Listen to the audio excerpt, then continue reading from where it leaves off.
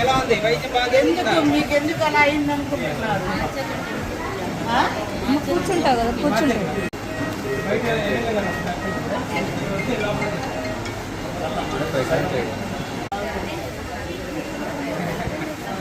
మీరు ఎక్కడి నుంచి తెచ్చారు?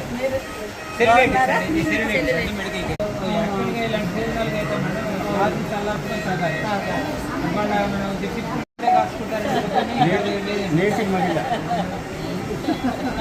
మరి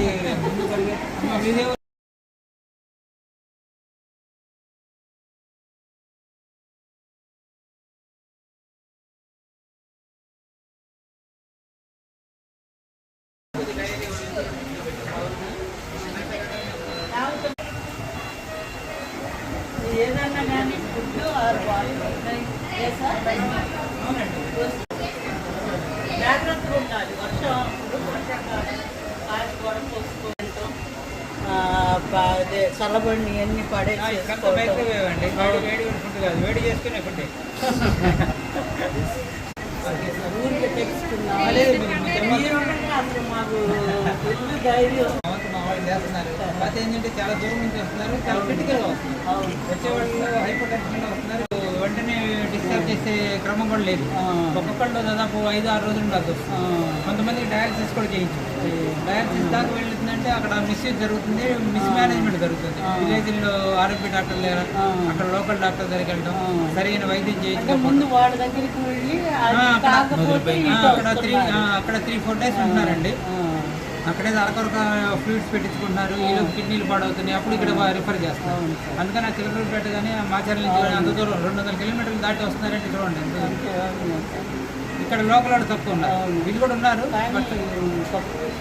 రాత్రి ఎడ్యుకేషన్ దగ్గర బాగా చూడటం.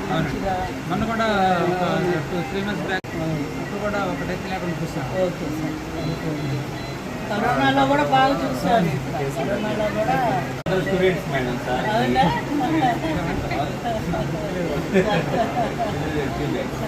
థ్యాంక్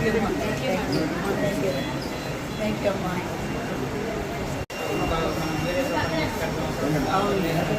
అవును. ఈరోజు జీజీహెచ్ గవర్నమెంట్ హాస్పిటల్కి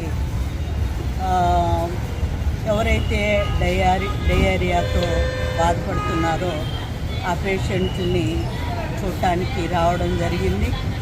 మేము ఈరోజు ఆ పేషెంట్లు చూసినప్పుడు అందరూ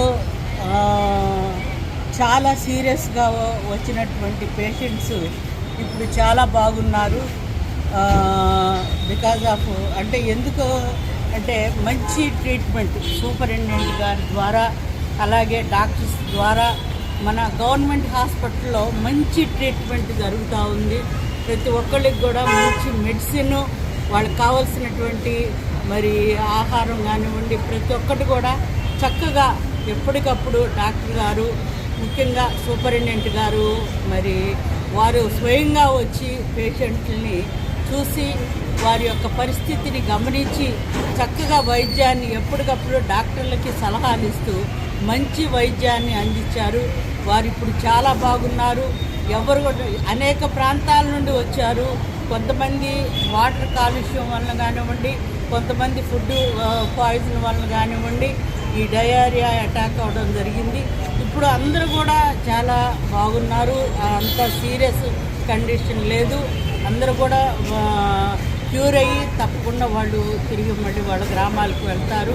మరి దీనిని బట్టి మరి సూపరింటెండెంట్ గారికి అలాగే స్టాఫ్కి కూడా నేను కృతజ్ఞతలు తెలుపుకుంటున్నాను.